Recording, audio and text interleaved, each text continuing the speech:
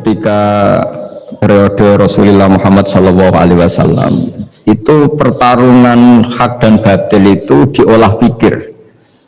Olah pikir yang diterjemahkan oleh artikulatif atau sistem verbal.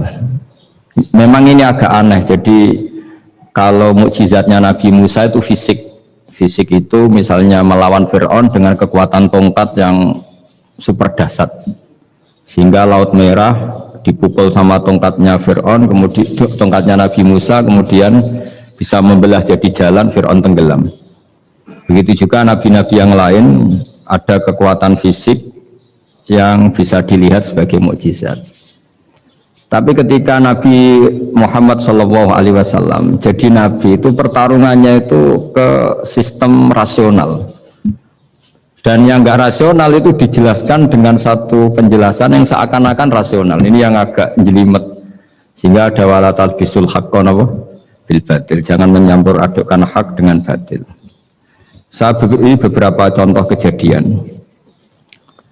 Suatu saat itu ada orang kafir datang ke Rasulullah SAW. Kemudian bertanya, ya Muhammad, jika kambing itu mati betul, yang tidak disembelih, bangkel, itu yang mematikan siapa?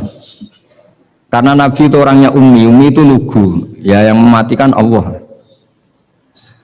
Terus jawabannya si orang kafir tadi, agama kamu itu aneh, yang dimatikan Allah langsung haram, tapi yang lewat tangan-tangan manusia yang berlumuran dosa halal katanya. Sehingga terus jadi logika yang kok iya ya gitu. Harusnya yang dimatikan Allah langsung kan orisinil gitu. Sehingga orang terus terbelalak seakan-akan ini hebat gitu. Dan resikonya Nabi Habib Fikri, resikonya itu nggak boleh fahisan mutafahisan. Dorong Jawa Nabi ora oleh cangkem elek, itu resiko. Andai kan Nabi boleh cangkem elek enak, nak halal ya pangan kon. Kalau itu baik ya silahkan makan ya. Tapi masalahnya Nabi tidak boleh seperti itu. Andai kan tidak Nabi kan gampang, ya sudah kalau halal ya silahkan makan. Masalahnya Nabi tidak boleh apa? Nggak boleh berbicara kasar, nggak boleh berbicara buruk. Terus ada lagi beberapa kejadian yang seperti itu, yaitu masyhur suatu saat Sayyidina Ali didatangi seorang kafir juga Yahudi. Ali, kakimu angkat satu, diangkat sama Sayyidina Ali. Angkat dua-duanya, ya udah bisa. Gitu kok temanmu, maksudnya Nabi Muhammad mengklaim bisa naik langit, gitu aja kamu udah bisa. Jadi selalu pakai olah kata. Yang ketiga misalnya Muhammad, kita ini punya urusan banyak, punya problem banyak, dan Tuhan itu dianggap penyelesai problem, halul muskilat, yang bisa menyelesaikan problem. Pertanyaannya, kalau problem kita banyak, Tuhannya satu tidak cukup Muhammad. Kalau problemnya banyak, Tuhannya harus banyak. Sehingga ketika Nabi membawa tauhid, protes mereka, komplain mereka, aja'alal alihata ilahau wahida innaha dala syai'un rujab. Masa Tuhan satu, wong problemnya banyak, urusannya banyak. Kalau urusannya banyak, Tuhannya harus banyak. Nah, karena olah pikiran seperti ini, sebetulnya bukan olah pikiran ini, hakikatnya olah kata, karena ini tidak mewakili hakikat. Ya, saya ulang lagi, sebetulnya ini bukan olah pikiran atau olah akal atau olah kecerdasan, tapi olah kata, karena semua yang diomongkan ini tidak mewakili apa? Hakikat. Tapi faktanya itu terjadi. Sehingga mukjizatnya Rasulullah SAW itu tidak boleh berupa fisik kayak tongkatnya Nabi Musa atau tabutnya Nabi Harun atau apalah yang sifatnya fisik, karena ini tidak menjawab kecerdasan-kecerdasan yang terimplementasi oleh kata-kata yang dikatakan orang-orang kafir tadi, yang bisa memojokkan orang-orang kafir. Akhirnya Nabi diwarisi kecerdasan, dikasih kecerdasan oleh Allah Ta'ala, yaitu yang dikatakan fatonah. Dan mereka memang suka, mempermalukan Nabi itu suka. Misalnya Nabi, karena sebagai Nabi, beliau tahu betul bahwa semua itu biadillah, di tangan Allah. Itu Nabi pernah ngendikan, la adwa wala tiarota, tidak ada penyakit menular. Lalu ada orang Yahudi atau orang siapa saja, orang bodoh lah yang jelas ini. Ada unta yang kena penyakit gudik, kalau orang Jawa bilang gudik apa, kalau orang itu apa? Kudis ini. Yang kena kudus ini dijejerkan sama yang waras. Ternyata yang waras sekarang jadi kudisan. Senang mereka karena bisa mempermalukan Nabi. Ya Muhammad, ini unta kena kudus. Ternyata yang waras tertular oleh yang kena kudus. Padahal kata kamu tidak ada penyakit apa? Menular. Itu problem-problem jadi Nabi di era Rasulullah SAW. Sehingga Quran datang dengan kecerdasan yang untuk menjawab itu. Makanya Nabi tidak pakai mukjizat fisik, tapi mukjizat logika. Akhirnya Nabi diajarin Allah lewat Jibril, yang dikira mereka yakin kalau menang dalam debat. Tapi Nabi balik bertanya, faman a'dal awwala. Jadi terjemahnya, kalau ini kena kudis karena tertular yang ini, lalu ini tertular siapa? Yang pertama tadi, wah itu asli mat dari Allah ya, maksud saya itu. Jadi dia ingin contoh yang kedua yang tertular, dengan itu berarti ada penyakit apa? Menular. Tapi Nabi tanyanya faman a'dal awwala, lalu yang pertama kena kudis itu tertular siapa? Makanya kalau sekarang misalnya corona menular itu yang pertamanya dari siapa itu? Tidak tahu itu. Ya tidak perlu tahu, tidak bidang kamu. Jadi ini saya mau cerita, jadi logika-logika yang dibangun orang kafir itu sebenarnya bukan logika, tapi olah kata. Dan orang kafir itu paling pintar, karena mereka itu penyair. Penyair itu kalau sekarang modern mungkin mirip-mirip jurnalis atau mirip apalah, bisa mengubah apa saja. Apa yang sebetulnya baik dikesankan buruk atau sebaliknya. Sehingga ini menyusahkan karena Nabi harus ngendikan hakikat, harus mengatakan sesuatu yang nyata dengan bahasa yang benar, sementara mereka mengatakan kebatilan dengan penjelasan yang baik. Ini ribet kan? Sehingga dalam banyak percekcokan ya, itu susah dicari jalan tengah karena sama-sama mirip, kebenaran ini sama-sama mirip. Jadi misalnya yang masyhur dalam satu peristiwa besar, konflik antara Sayyidina Ali dan Sayyidina Muawiyah, itu konflik yang nggak bisa diedarkan gara-gara kalimat, gara-gara kata-kata. Makanya sekeras-kerasnya pedang atau senjata itu masih keras apa? Kata-kata atau polemik lah atau apalah. Karena sekarang itu agak susah membahasakan. Ketika konflik Ali dan Muawiyah itu ada orang bilang, ya sudah, nahkum bi kitabillah. Sudah sekarang kita kembali ke kitabillah. Itu mereka megang mushaf. Mushaf ini yang saya pegang namanya mushaf. Seakan-akan itu benar karena orang Islam harus kembali kepada kitabullah. Pertanyaannya lalu Ali kata Ali, fadorobal mushafa biyadihi. Sayyidina Ali nepuk mushaf ini keras sekali. Sal hadal mushaf kata Sayyidina Ali. Kalau kita harus kembali ke Quran, coba tanya ini. Mushaf ini ya mushaf seperti milik saya ini. Akhirnya orang-orang Khawarij bilang, innama huwa warakun wa madadun. Itu hanya kertas sama tulisan. Bagaimana mungkin kita bertanya? Pas itu adalah orang Khawarij itu orang yang nggak mau ngakui Ali, juga nggak mau ngakui Muawiyah. Dan Sayyidina Ali sama Sayyidina Muawiyah sudah sadar mau bikin mediator, mau bikin solusi jalan tengah. Jadi sebenarnya dua beliau itu orang baik, gara-gara diprovokasi orang Khawarij terus jadi bentrok. Orang Khawarij bilang nggak ada Ali, nggak ada Muawiyah, yang ada adalah kitabullah, yaitu mushaf. Benar, secara zahir benar, memang orang Islam harus kembali ke mushaf. Tapi Sayyidina Ali pinter, sal hadal mushaf. Kalau gitu tanyakan mushaf itu. Ketika Sayyidina Ali dan Sayyidina Muawiyah sudah sepakat bikin perdamaian. Akhirnya singkat cerita, innama huwa rakun wa wadadun, kata orang-orang Khawarij itu hanya kertas dan pena. Kenapa bisa disuruh atau diminta jawaban? Terus kata Sayyidina Ali, enggak bisa toh kamu tanya mushaf. Ya enggak bisa, makanya tanya saya katanya. Akhirnya Sayyidina Ali memberi penjelasan, wa in khiftum shiqaqa bainihima fab'asu hakaman min ahli wa hakaman min ahliha. Jika dua mempelai suami istri itu ngalami konflik, di mana-mana orang konflik orang raine serasa seneng nek. Kita kalau sedang marah, semuanya lah kalau sedang marah sama istri itu orang raine serasa seneng. Jadi sing ganteng ora ketok gantenge. Wis ketok elek etok. Sehingga kalau ngomongin anaknya, dasar nakal kok bapaknya gitu. Bapaknya gitu, nanti dasar cerewet kayak ibu. Makanya alhamdulillah banyak anak kita yang mewarisi nakalnya bapaknya dan nakalnya ibunya. Karena sabdonya mesti seperti itu. Jadi anak kita ini korban cara ngomong kita. Maka kita tidak wali itu harus syukur karena omongannya nggak mandi. Itu kalau kita wali, itu anak kita jadi orang buruk semua. Karena kita ngomong dasar goblok kayak ibu dari ibu dasar nakal kayak bapak berarti anak kita punya status goblok dan nakal. Tapi alhamdulillah yang ngomong itu tidak wali sehingga diabaikan saja sama Allah. Gak penting omongannya orang tidak wali itu tidak penting. Makanya tidak wali itu punya sisi positif. Kalau ngomong tidak ngefek. Tapi kalau wali itu direspon sama Allah langsung ya. Tapi kalau wali ya tidak ngomong gitu. Tapi. Jadi kalau orang nggak suka itu nggak boleh ketemu. Karena tambah benci, sehingga butuh mediator. Itu sudah, ini termasuk ilmu psikologi Quran. Kalau orang sedang tidak cocok itu nggak boleh ketemu, pakai apa? Mediator. Jika suami istri sedang konflik, itu sebaiknya, seharusnya atau sayugyanya itu kirim mediator. Fab'athu hakamam min ahli wa hakamam min ahliha. Iyurida islaha yuwaffiqillahu bainahuma. Terus kata Sidina Ali, wa amru ummati Muhammad a'zamu min amri rajulin wa imra'atin. Dan urusan umat Muhammad yang kita sedang konflik dengan kekuatan besar dan bisa pertumpahan darah itu lebih ngeri timbang urusan suami dan istri. Itu saja solusinya mediator.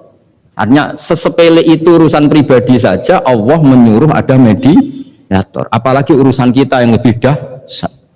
Akhirnya mereka ngakui cara istimbat, cara ngambil kesimpulan Sidina Ali. Jadi ini masalah-masalah yang orang bilang seakan-akan benar. Sudah kita kembali ke Quran, kembali ke Quran. Quran yang mana? Wong kamu tidak paham. Lama-lama tanyanya cetakan mana ini? Ribet kan? Makanya saya ini bikin gerakan besar-besaran yang dulu saya ngaji tafsir lama sekali dengan Mbah Mun. Ngaji sama bapak saya, sekarang alhamdulillah sering diskusi sama Pak Quraisyab karena kita ini butuh dan saya punya teman akrab Gus Zofur juga dokter tafsir. Ya kalau kamu minta sebut ya temannya teman kalian semua untuk mengkaji apa?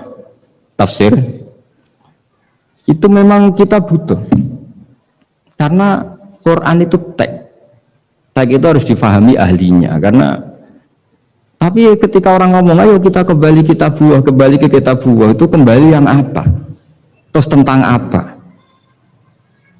Sehingga banyak orang yang entah saking angkuhnya, entah saking benarnya tidak tahu. Saya tidak mau kembali kepada Quran. Kenapa? Saya tidak pernah keluar, saya di situ. Kembali itu kan sudah keluar baru kembali. Itu entah saking angkuhnya, entah saking benarnya tidak tahu. Mau kamu katakan angkuh yang masuk akal? Saya tidak mau kembali. Saya tidak pernah keluar. Memang saya sudah di situ. Benar mana? Bisa jadi ya sudah ini itu wilayah yang nggak jelas itu. Tapi bahwa mukjizatnya Nabi itu menerangkan sesuatu yang kayak iya kayak enggak. Karena orang kafir itu pintar mengemas kebatilan sebagai kebenaran. Jadi enak zaman Nabi Musa ngadepi Fir'aun yang karuan salah.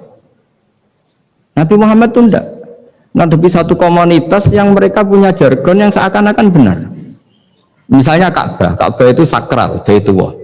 Orang kafir itu percaya keramatnya Ka'bah, percaya. Sehingga mereka kalau bikin berhala itu harus dekat Ka'bah, bentuk barokah Ka'bah. Kurang ajar gimana? Maka berhala-berhala itu paling banyak di dekat Ka'bah karena supaya apa? Dapat barokahnya Ka'bah. Ribet kan? Kamu kafirkan tuh percaya barokah Ka'bah, tidak dikafirkan itu kurang ajar. Ka'bah kok jadi ruwet. Ribet banyak ngadepi. Itu susah memang ngadepi logika ya.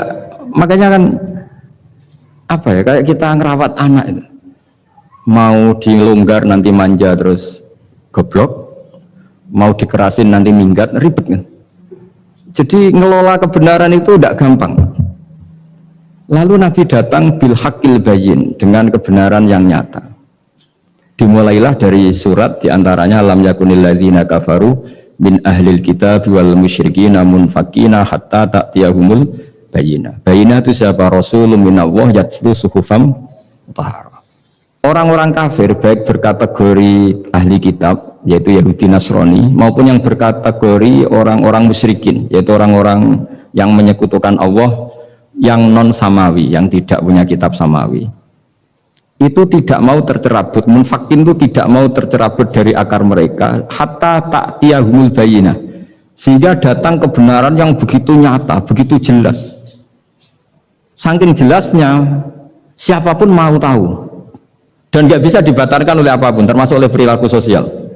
Siapa itu? Rasulun minallah yatslu suhufam mutahharah. Itu yaitu Rasulnya Allah yang membaca lampiran-lampiran suci, yaitu Quran.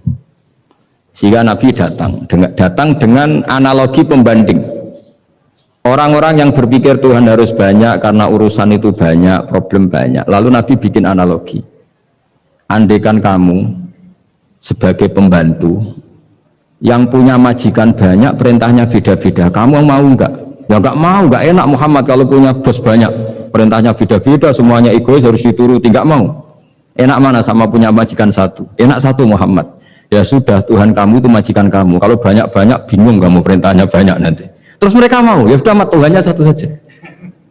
Jadi karena mereka mau tidak mau, harus berpikir kalau Tuhan banyak berarti perintahnya banyak, memuaskan satu Tuhan dibenci Tuhan yang lain, memuaskan yang lain dibenci yang lainnya, pokoknya ribet.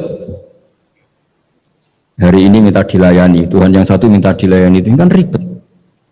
Jadi Nabi itu pakai logika yang makanya ketika Allah menjelaskan itu, ketika Allah darabawa masalar rajulan fihi syuraka umutasakisuna wa rajulan salamal birajul hal yastawiyani masalah. Alhamdulillah Allah bikin satu perumpamaan, ada orang yang punya majikan banyak, yang satu punya majikan hanya satu.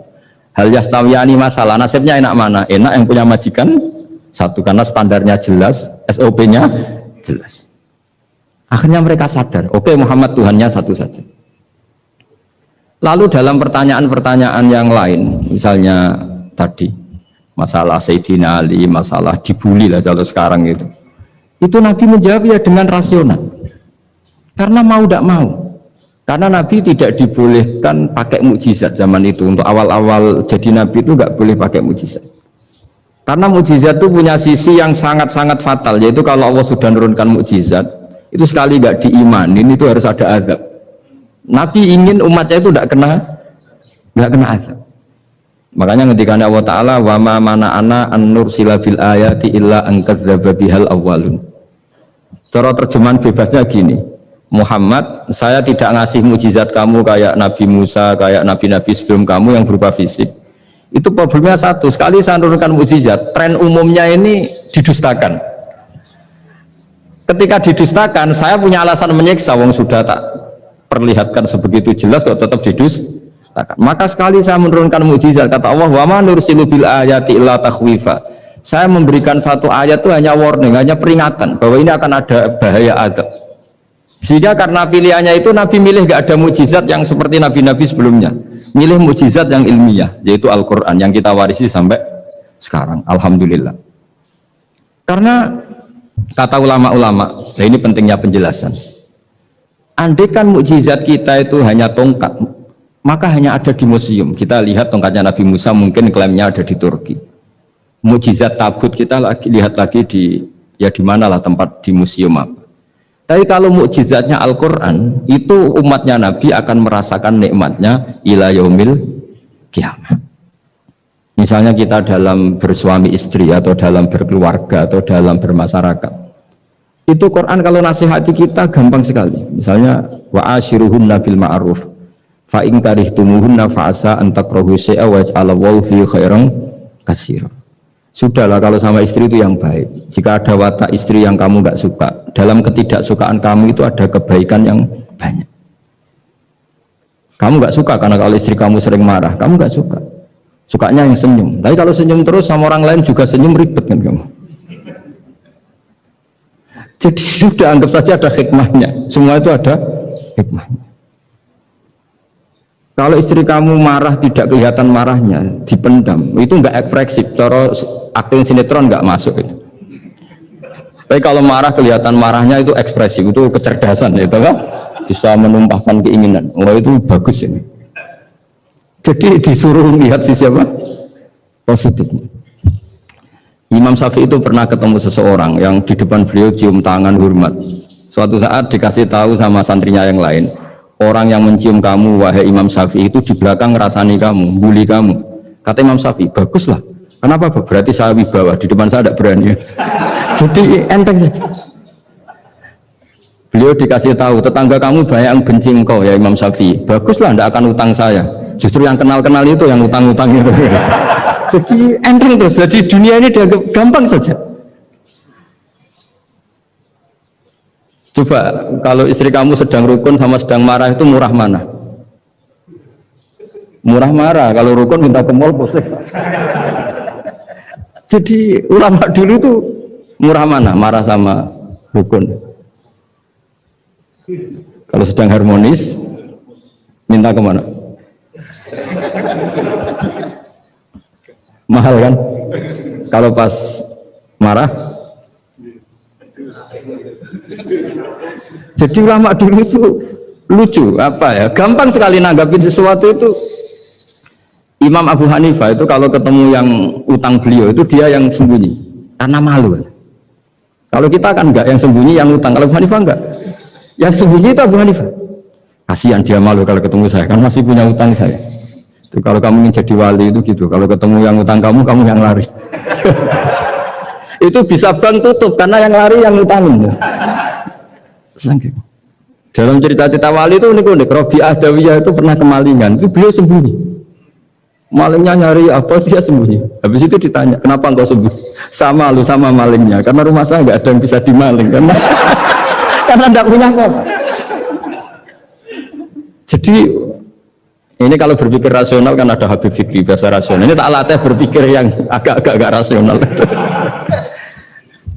Nah, Nabi itu diutus dalam kondisi masyarakat yang rasional. Sehingga repot. Dan yang tidak rasional itu punya kecakapan olah kata sehingga seakan-akan rasional. Makanya ada kalimat terkenal di kalangan ulama, kalimatu haqqin urida bial batil. Omongannya benar, tapi maksudnya tidak benar. Kayak tadi, la hukma illa lillah. Tidak ada hukum kecuali yang ada di Quran. Tidak ada hukum kecuali yang diturunkan Allah. Pertanyaannya, apa itu? Ya Quran. Nah iya apa? Makanya kata Sidina Ali, ya sudah, sal hadal mushaf. Tanya mushaf kamu. Oh ya tidak bisa, itu kan hanya kertas sama tulisan. Makanya tanya ulama, kata Sidina Ali. Nah Quran itu balwa ayatum bayinatun fi suduril ladzina utul ilm. Quran itu begitu jelas sebagai solusi, tapi di hatinya orang yang punya ilmu. Sehingga kemudian lahir beberapa generasi tauhid. Yang paling masyhur dimulai tauhid itu yang masyhur ya, itu adalah ketika ada orang namanya Muhammad bin Jubair bin Mut'im. Itu bapaknya Muhammad ini namanya Jubair bin Mut'im. Itu dia orang kafir, masih kafir. Dia datang ke Madinah itu untuk negosiasi tawanan perang Badar. Dulu beberapa orang yang negosiasi sama Nabi itu ya nunggu di masjid. Singkat cerita, Nabi sholat maghrib baca surat Wattur wa kitabim mastur fi raqim mansur wal baitil ma'mur was-saqfu fil marfu wal bahril masyur. Terus dia dengerin sampai Allah tanya, am khuliqu min ghairi syai'in. Kalau kamu tidak ngakui saya sebagai Tuhan, kata Allah, silahkan Anda berpikir bahwa alam raya ini dimulai dari ketiadaan. Atau kamu sendiri merasa sebagai pencipta alam raya ini, pencipta langit dan bumi. Itu namanya am khalaqus samawati wal ard. Itu orang itu disebut dahiyatul Arab, orang paling cerdas di Arab. Itu dia bingung. Dia selamanya kafir. Cara berpikir menuhankan berhala, Lata, Uzza, pokoknya menuhankan makhluk lah. Terus dia mikir, Muhammad ini kacau ya, akal saya dihabisin, kata dia. Jadi cara berpikir dia pakai akal, dia tidak percaya mukjizatnya Quran, tapi dia bilang Muhammad ini kacau, akal saya dihabisin. Akhirnya Nabi setelah salam dia menyatakan Islam, karena kata dia, Muhammad, akal saya habis oleh apa yang kamu baca. Nah ini saya mau menerangkan tauhid sebagai inspirasi, yaitu logikanya gini, langit bumi ini kan wujud itu punya eksistensi. Kalau langit bumi ini wujud, alam raya ini nyata, lalu kamu mengatakan sebelum alam raya ini ketiadaan, berarti ada satu kesimpulan ketiadaan menciptakan yang ada. Itu malah gendeng bareng. Logikanya kan nggak kena, al-adamu yakhluqu maujudan, sesuatu yang nggak ada menyebabkan atau menjadikan sesuatu yang ada. Akhirnya, padahal pertanyaannya tadi gitu, ya sudah kalau kamu nggak percaya saya sebagai Tuhan, sebagai pencipta awal, sudah ada usah Tuhan-Tuhanan. Tapi ya, mari goblok bareng dengan mengatakan bahwa alam yang ada ini diciptakan oleh sesuatu yang tidak ada. Dari Juber, saya tidak mau goblok Muhammad, sudahlah iman saja saya, karena saya tidak mau goblok. Jadi agama ini datang dengan keceriaan berpikir. Sehingga Ibnu Hajar al-Asqalani mengatakan hadatin ja'a bil iltizat al-aqli. Agama ini datang dengan kenyamanan berpikir. Coba kalau Anda seorang profesor atau seorang doktor atau seorang ilmuwan, kemudian Anda diajak goblok dengan teori baru bahwa sesuatu yang ada itu diciptakan oleh yang tidak ada. Mau enggak kamu? Mus mengira suatu diajarin sesuatu yang ada diciptakan oleh yang tidak ada.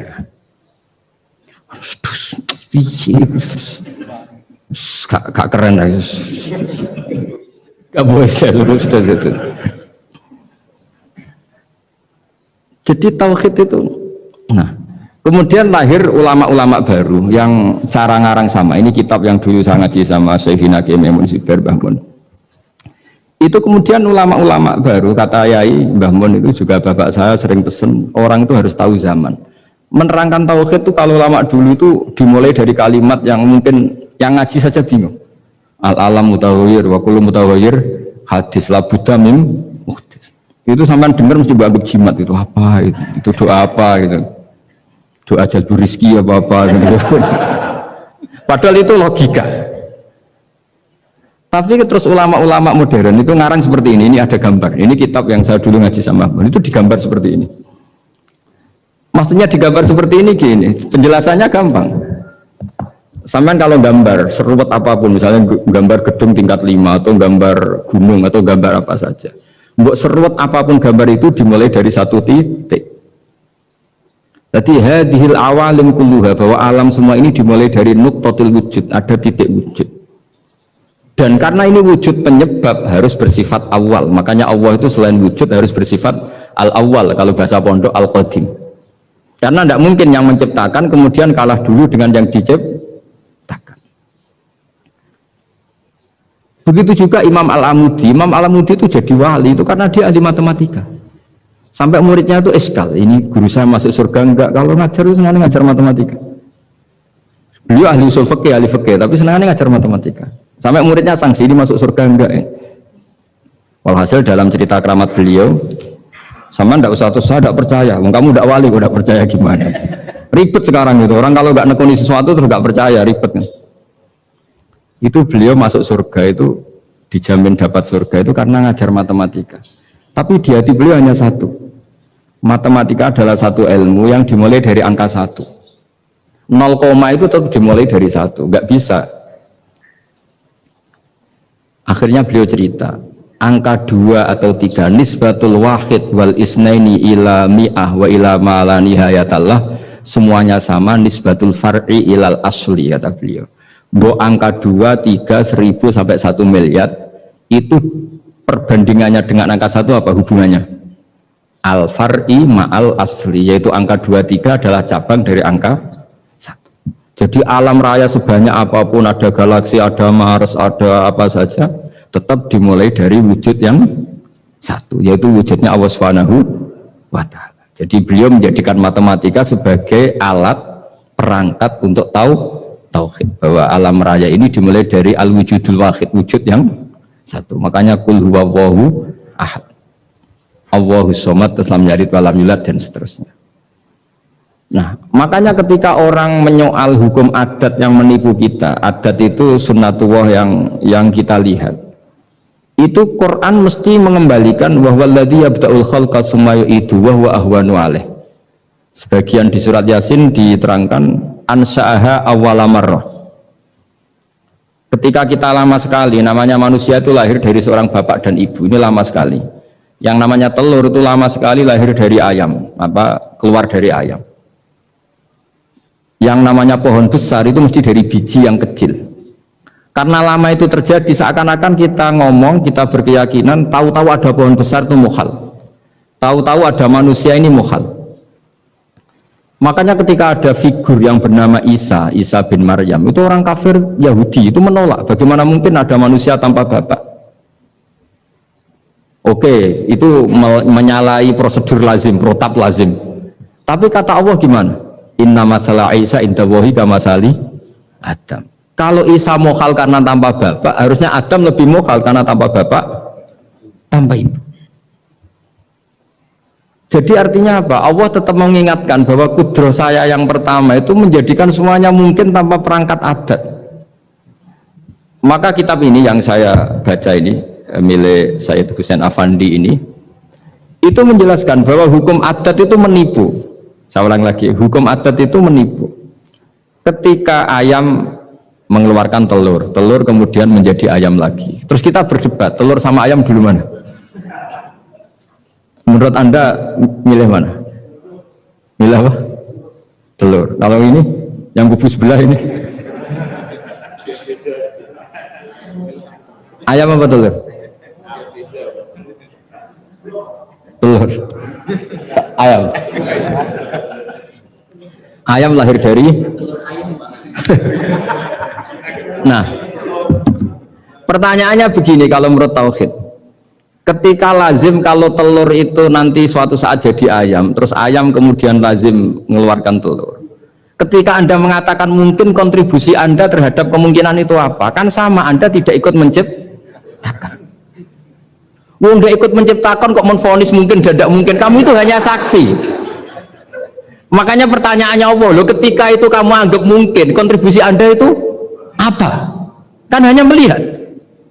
Kamu sendiri tetap tidak mampu bikin telur, Anda juga tidak mampu bikin ayam.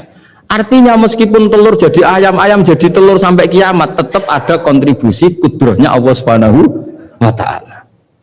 Bukan berarti berdiri sendiri. Wong kamu yang bilang mungkin ya nyatanya enggak berkontribusi. Sehingga kalau suatu saat Allah bikin telur dari batu atau ayam keluar dari batu, bagi Allah itu enggak masalah. Tapi bagi kamu masalah.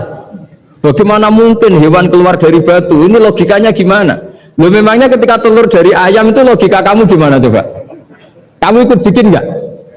Nah ini di sini pentingnya mukjizat. Akhirnya Allah bikin mukjizat, ada satu onta besar keluar dari batu, yaitu mukjizat Nabi Kamu memasalahkan, ini gimana onta kok keluar dari batu? Lalu kalau Allah tanya kamu, gimana telur keluar dari ayam? Loh ini biasa, Gusti mungkin. Memangnya kamu bisa? Berarti bagi orang yang tauhid, yang wali, keluarnya ayam dari telur sama onta dari batu itu nisbatnya sama. Sama-sama semuanya di luar kontribusi kita. Kenapa yang satu kamu katakan mungkin, yang satu kamu katakan tidak mungkin? Toh kamu sama-sama tidak terlibat. Itu cara berpikir tauhid. Artinya apa? Orang-orang wali atau orang-orang alim meskipun melihat telur keluar dari ayam tiap hari tetap subhanallah, subhanallah, Allahu Akbar. Karena ini keajaiban. Tapi kamu kan enggak taunya ajaib itu yang aneh-aneh itu. Makanya banyak cari kiai aneh yang gondrong, yang enggak pernah mandi gara-gara kamu itu suka aneh itu gara-gara. Dong ini ya. Dong itu tahu ya. Jadi buat sesering apapun alam raya ini ada siklusnya, biji jadi pohon, pohon kemudian keluarkan buah-buah ada biji, semuanya yang berkontribusi hanya kudrohnya Allah Ta'ala, tidak mengikat Allah bisa bikin tanpa itu semua. Makanya Allah selalu memperbarui mukjizatnya, termasuk ada onta besar keluar dari batu, yaitu mukjizatnya Nabi Soleh. Kamu nggak boleh menyoal ini mukhal gimana? Karena itu nggak mungkin, ukuran nggak mungkin apa? Kamu nggak bisa bikin kan? Sama telur keluar dari ayam kamu bisa bikin, sama-sama enggak. Nah di sini pentingnya ngaji ya. Makanya Allah ngendikan innallaha la yastahyi ayyadriba masalam ma ba'udatan fama fawqa. Allah itu tidak malu bikin contoh nyamuk. Karena nyamuk ini mukjizat yang besar. Sudah hewannya kecil, di situ ada ususnya. Ususnya ada uratnya. Coba kalau kamu bikin nyamuk itu. Kalau yang santri agak nakal itu ya ada alat kelaminnya, ada uratnya. Coba jangan bayangkan nyamuk kecil kan? Itu ada uratnya enggak? Ada ususnya ada uratnya. Uratnya ada bakterinya. Pusing kan kamu? Jadi sebetulnya ayat Allah yang dasar itu bukan dinosaurus tapi nyamuk. Bikin uratnya dinosaurus masih gampang, hewannya besar paling uratnya segini. Itu pesan di Juwana bisa lah. Tapi kalau pesen organnya apa? Nyamuk. Perutnya seberapa? Sudah gitu dia di dalamnya ada calon anaknya. Lebih kecil, banyak lagi jumlahnya coba. Nah ini agama ini datang dengan akal. Jadi kelihatan ada mukjizatnya Quran karena menyontohkan nyamuk. Dan kelihatan mukjizat kalau dijelaskan pakai logika. Yaitu kayak apa susahnya bikin nyamuk. Sudah kecil, ada organnya, organnya ada uratnya, uratnya ada kumannya, kumannya ada uratnya. Pusing gak? Makanya tidak ada kampus yang siap memaklumatkan diri sanggup bikin nyamuk. Karena ya nggak sanggup tadi. Nah itu mukjizatnya Quran. Jadi agama ini ketika ulama-ulama ja'a bil iltizazil aqli. Agama ini datang dengan kenyamanan berpikir. Makanya kita nanti kalau mau mati itu yang seneng saja. Kita tidak tahu caranya hidup, tahu-tahu lahir, tahu-tahu hidup, tahu-tahu punya hutang, tahu-tahu banyak masalah, tidak tahu kita. Nanti kalau mati juga gitu, nggak ingin mati tahu-tahu mati. Nanti nggak tahu-tahu bangkit. Makanya sudah alaiha nahya wa alaiha namut wa biha nubasu insyaallah taala minal. Makanya kata Sidina Ali kalau ada orang susah hidup, kamu lahir keinginan kamu apa keinginan Allah? Ya keinginan Allah. Kamu mati, misalnya orang frustasi ingin mati ya tidak bisa mati, kalau Allah tidak menghendaki ya tidak mati. Ya sudah, zaman kita hidup ya tidak bisa mengelola kehidupan ini, ya sudah kalau mati juga tidak bisa mengelola kematian ini. Makanya terus kita diajarkan inna sholati wa nusuki wa mahyaya wa mamati lillahi rabbil alamin. Berhubung kita tidak tahu ya sudah, hidup kita, mati kita semua di tangan Allah. Sudah kita pasrah saja. Senais jamnya mati, mati aja, serasa pamit, sudah mati aja, sudah gak ribet. Makanya wali-wali itu ya biasa ngelihat kematian itu, bukan karena yakin pasti masuk surga ya enggak. Kata wali-wali itu di dunia itu hanya Allah yang ngurusi kita, ya Allah, nanti di akhirat ya sama. Itu tauhid ya. Jadi saya ulang lagi ya, jangan terjebak hukum adat, karena dalam hukum adat itu sebenarnya Anda tidak aktor tapi hanya saksi. Yang namanya telur keluar dari ayam, ayam keluarkan telur, tapi sebetulnya ini tidak mengikat. Allah bisa saja bikin hewan dari yang lain, kayak tadi mengeluarkan untanya Nabi Soleh dari batu yang apa? Besar. Ya itu mukhal, bagaimana mungkin? Nah memangnya ayam jadi telur, telur jadi ayam, Anda ikut berkontribusi kan enggak? Andai kan Anda menyaksikan kudrahnya Allah Ta'ala di semua kejadian, yaitu Allah bisa bikin nyamuk, nyamuk ada organnya, organnya ada uratnya. Dengan reputasi seperti ini, maka kita akan mensifati Allah innahu ala kulli syai'in qadir, bahwa Allah bisa melakukan apa saja. Wa huwa ala kulli syai'in qadir, diulang-ulang. Sama Indonesia yang sekarang seperti ini, yang kata orang ada yang bilang terbelakang, ada yang bilang tertinggal dari Eropa. Mungkin dalam kudrat Allah untuk bikin Indonesia lebih makmur dari sekarang, bisa mengalahkan negara-negara yang lain. Jadi kalau kamu ingin, tapi Indonesia banyak masalah gini-gini, bagi Allah mudah saja menyelesaikan masalah itu. Tetap inna dzalika 'ala Allahi yasir. Kita harus optimis bahwa semuanya bagi Allah mudah. Tapi cara berpikir ya tadi, dengan reputasi Allah bisa bikin nyamuk. Nah nyamuk sulitnya di mana ya tadi, sudah kecil, punya organ, organnya punya urat, uratnya punya bakteri, bakterinya punya organ, organnya bakteri, mungkin ada bakteri lagi. Pusing kan? Ya jangan, nggak usah dipikir kalau pusing. Ya jadi terus yang terakhir, saya mohon kalau baca Quran sebisa kita ada yang diangen-angen ya. Jadi Allah kalau mendorong kita mengakui eksistensinya Allah, Allah sering ngendikan yang mudah-mudah. Misalnya saya ini yang menciptakan kamu, saya yang menciptakan kamu. Falau la tusaddiqun, sudahlah, saya ini nahnu khalaqnakum, saya ini pencipta kalian, bu ya. Hubungan kamu itu dengan saya, urusan kamu terdekat itu dengan saya, kata Allah, bukan dengan yang lain. Karena saya menciptakan kamu, kata Allah. Tapi kita ini aneh, jadi manusia itu aneh. Dengan zat yang menciptakan kita tidak punya urusan, dengan yang tidak terkait dengan kita punya urusan. Itu kan aneh. Dan Allah kalau menerangkan itu gampang. Terus bagi manusia yang kumoluhur, yang angkuh, seakan-akan bisa menentukan segalanya, falaula in kuntum ghairu madinin tarji'unaha in kuntum shadiqin. Kalau kamu orang hebat, bu ya, ketika nyawa kamu mau keluar itu kamu tahan supaya kamu nggak jadi mati. Nggak keren kan orang hebat kok mati katanya. Kamu sombongnya kayak gitu, seakan-akan bisa ngatur dunia, menaklukkan dunia, ternyata kamu mati. Harusnya nggak usah mati dong. Kata Allah, falaula in kuntum ghairu madinin tarji'unaha in kuntum shadiqin. Makanya falaula idza balaghatil hulqum wa antum khina idzin Mbok ya orang-orang yang keren, yang merasa hebat, yang biasa ngatur dunia, mbok ya ketika mati itu jangan mau. Ya, ini sensitif ya. Ya saya kira demikian ya, semoga lewat ngaji ini kita kembali ke tauhid yang benar lewat penjelasan-penjelasan yang akli, yang rasional. Saya pastikan agama ini datang dengan al-iltizatul akli, kenyamanan berpikir. Kayak apa susahnya kita dengan jadi ateis? Karena harus punya rumus bahwa yang ada diciptakan oleh yang tidak ada. Itu kan jadi aneh. Makanya ukuran iman salasun man kunna fihi wajada halawatal iman. Ciri utama iman itu nyaman, halawah itu manis, karena ya itu tadi apa yang dibawa oleh Quran dan hadis sesuai akal kita. Maka masyhur di kalangan para ulama ada pepatah, laulam yakun maja'a bihi Muhammadun dinan lakana fi aqlin nasi hasanan. Kalau saja Muhammad tidak maklumatkan kalau ini agama, akal pun akan setuju bahwa yang dibawa itu hal yang luar biasa. Karena agama ini tidak lam yusodim al-aqla, agama ini tidak akan menentang akal. Liqaumi ya'qilun liqaumi yatafakkar. Kalau ada orang bilang akal saya itu menolak paham agama, itu akalnya yang perlu dicek ya. Ada masalah itu pasti. Ya, saya kira demikian. Assalamualaikum warahmatullahi wabarakatuh.